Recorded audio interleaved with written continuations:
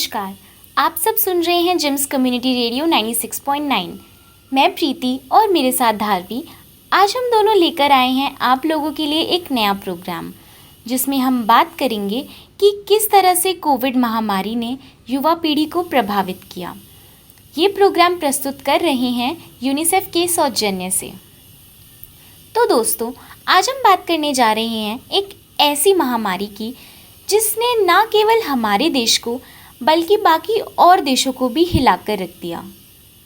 2019 novel corona virus एक विश्व महामारी बन चुका है।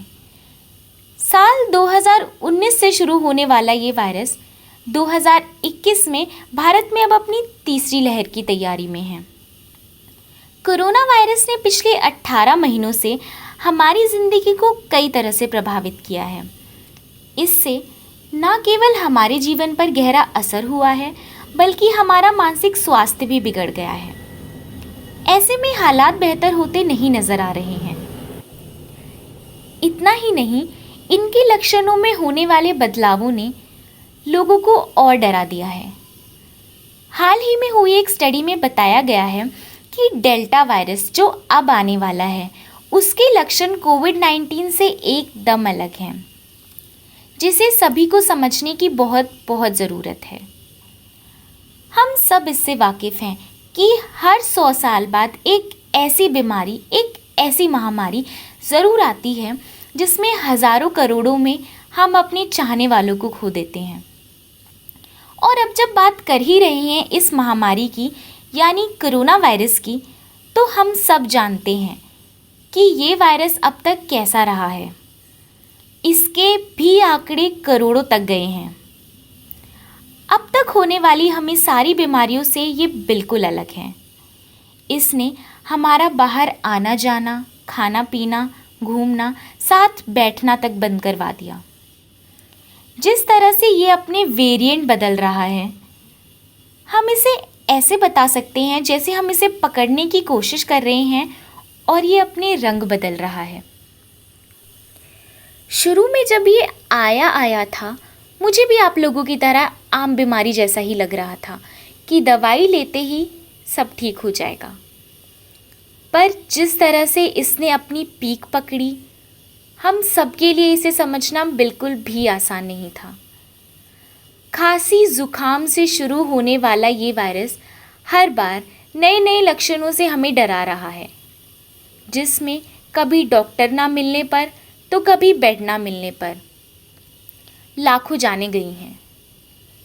इस बढ़ती बीमारी को रोकने के लिए हमारी गवर्नमेंट ने लॉकडाउन लगाया, एक टाइम सेट कर दिया आने जाने का, सामान खरीदने का, और तो और छोटे छोटे गांव के लोगों के लिए जिनका घर नौकरी करने से ही चल रहा है, उनके लिए स्कीम बनाई ताकि सब कुछ बंद हो जाने पर, पैसा ना कमाने पर वो भूखे ना मरे।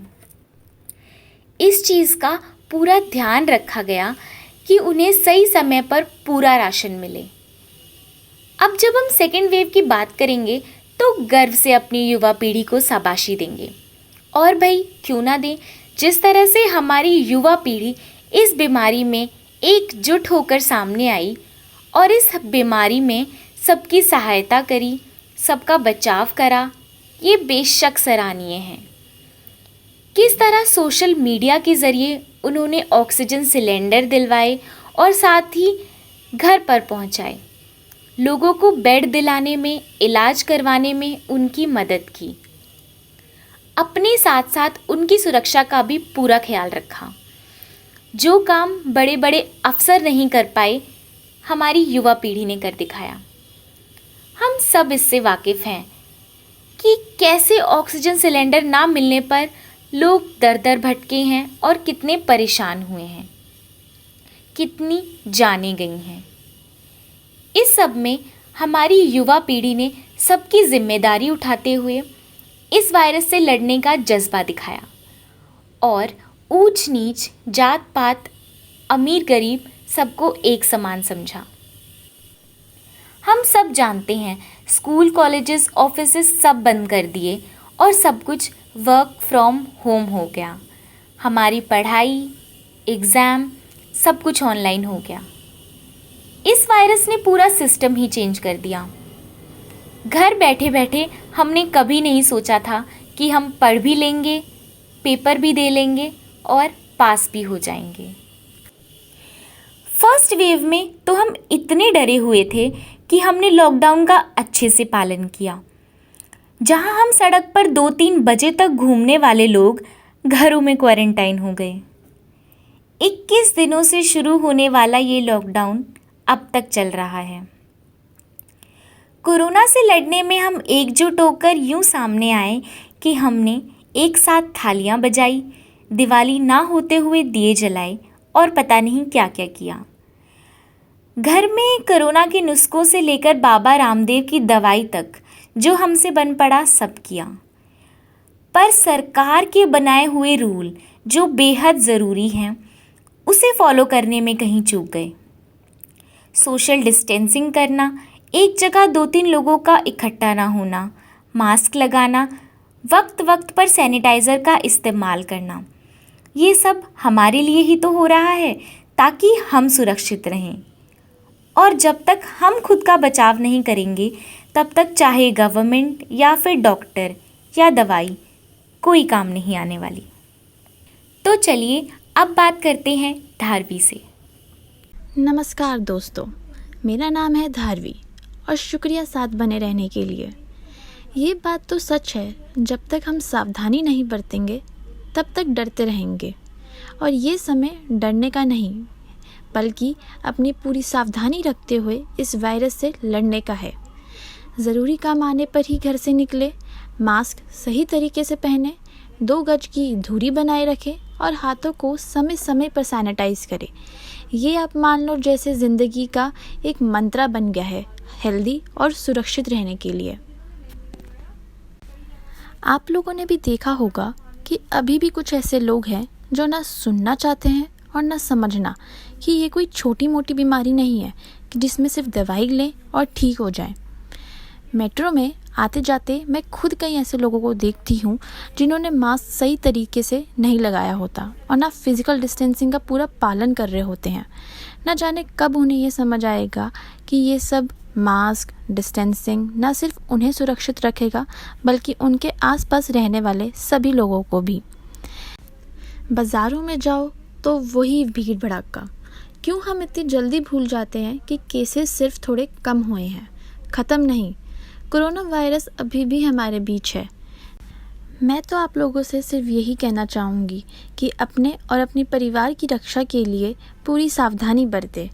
18 साल से ऊपर वाले लोग अपनी दोनों डोज वैक्सीन लगवाएं, तभी अपने घर से निकलें।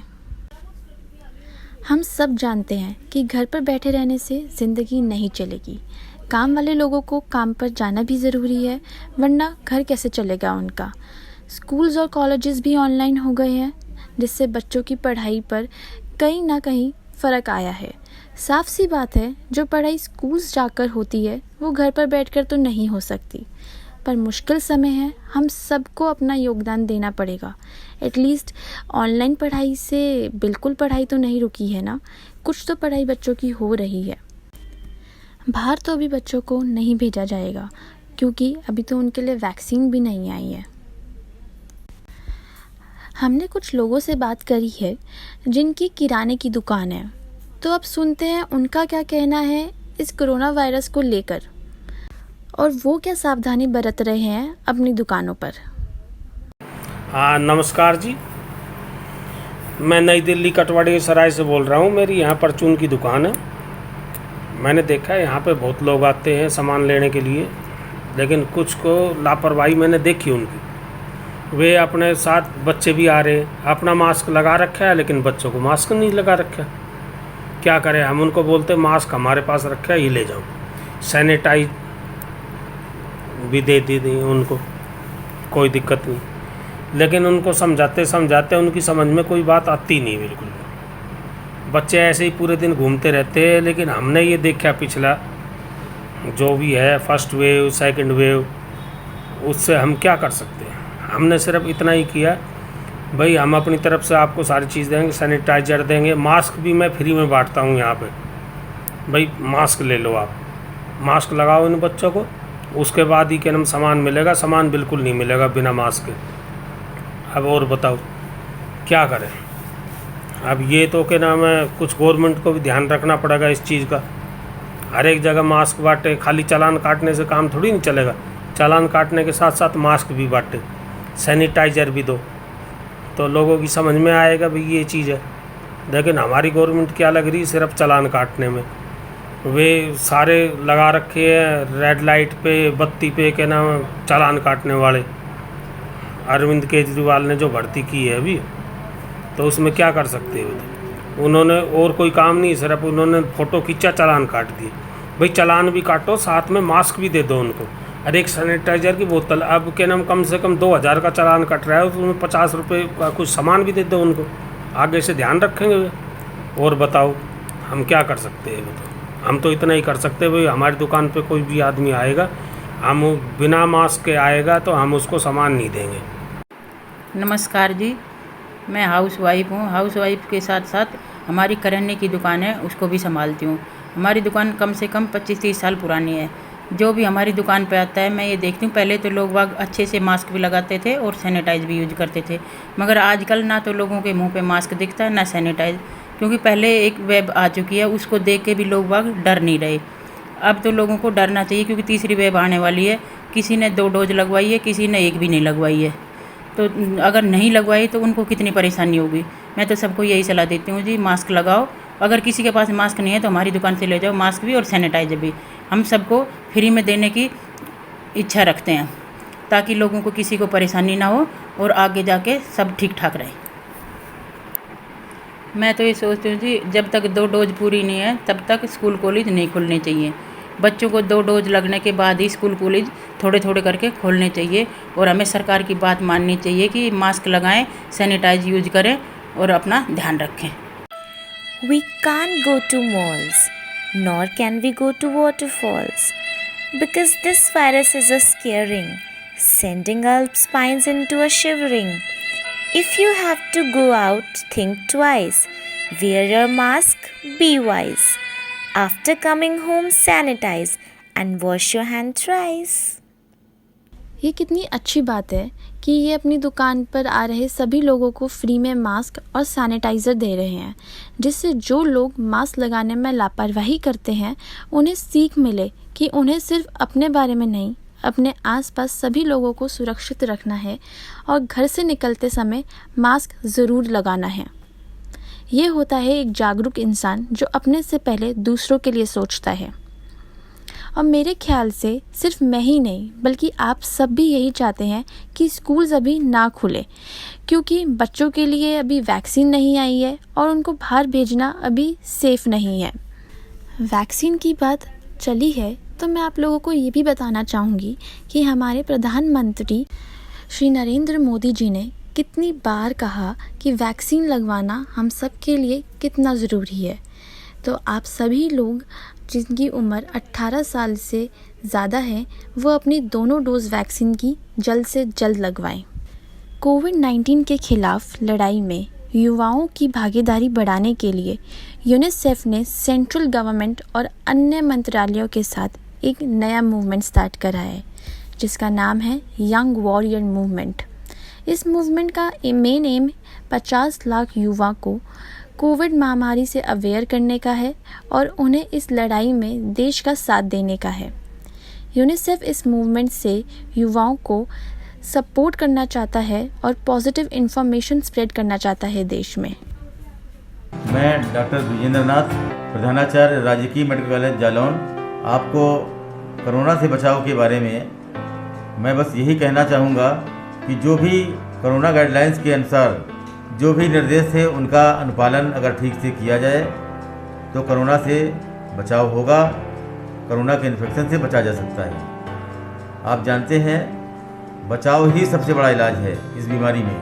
Social distancing, hand sanitization, sanitizer का प्रयोग और सोशल डिस्टेंसिंग, अगर आप इन चीज़ों का पालन करेंगे तो आप निश्चित ही कोरोना से के इन्फेक्शन से दूर रहेंगे। एक बात और आपसे शेयर करना चाहेंगे कि जो पहली लहर थी उसमें हम लोग जागरूक थे, लेकिन दूसरी लहर में हमने इन नियमों का पालन नहीं किया। सोशल डिस्टेंसिंग, मास्क और सैनिटाइजेशन, और भीड़ भाड़ वाले इलाकों में न जाएं। हम लोग सभी लोग भीड़ भाड़ वाले इलाके में गए, जैसे कि हमारे जो रिलीजियस प्लेसेस हैं, हमारे पारिवारिक कार्यक्रम हैं, शादी ब्याह है, इन सब चीज़ों में हम लोगों ने सोशल डिस्टेंसिंग का पालन नहीं किया, जिस कारण से दूसरी लहर में समस्याएं ज़्यादा आई हैं, नंबर ऑफ केसेस ज़्यादा आए हैं, सीवियरिटी ज़्यादा आई है। तीसरी लहर की सीवियरिटी और भी ज़्यादा होगी, ऐसी संभावना व्यक्त की जा रही है। लेकिन अगर हम अभी से जागरूक हो जाएंगे, अभी से सावधान हो जाएंगे, इन सभी कोरोना गाइडलाइंस का अगर हम पालन करना शुरू कर देंगे, तो निश्चित ही हमारी कोरोना से विजय होगी और कोरोना के इन्फेक्शन से हम बचे रहेंगे। घर पर रहें, स्वस्थ रहें और कोरोना गाइडलाइंस का पालन करें। यही मैं कहना चाहूँगा कि जब बहुत ही आवश्यक हो तभी बाहर निकलें, अन्यथा घर में रहें, सिर्फ घर में रहें। धन्यवाद। तो चलिए दोस्तों, अब समय आ गया है आप लोगों से विदा लेने का। आशा करती हूँ हमारे इस प्रोग्राम से आप लोगों को कुछ सीख मिली हो। जाते जाते ये ज़रूर कहना चाहूँगी, अपनी और अपने परिवार की सुरक्षा के लिए घर पर ही रहिए। वैक्सीन लगाने के बाद ही घर से निकलिए। मास्क लगाइए, हाथों को बार बार सैनिटाइज करिए और 2 गज की दूरी बनाए रखिए। तो चलिए अब मिलेंगे हमारे अगले एपिसोड में। तब तक के लिए सुनते रहिए JIMS community radio station 96.9। Corona से बचना है तो घर में रहना है हमें। अपने परिवार की रक्षा करनी है तो घर में रहना है हमें। बच्चे हो या बुजुर्ग, मास्क पहनना है हमें। पौष्टिक खाना खाकर इम्यूनिटी को स्ट्रॉन्ग करना है हमें। Stay home, stay relaxed, stay safe. JIMS community radio द्वारा जनहित में जारी।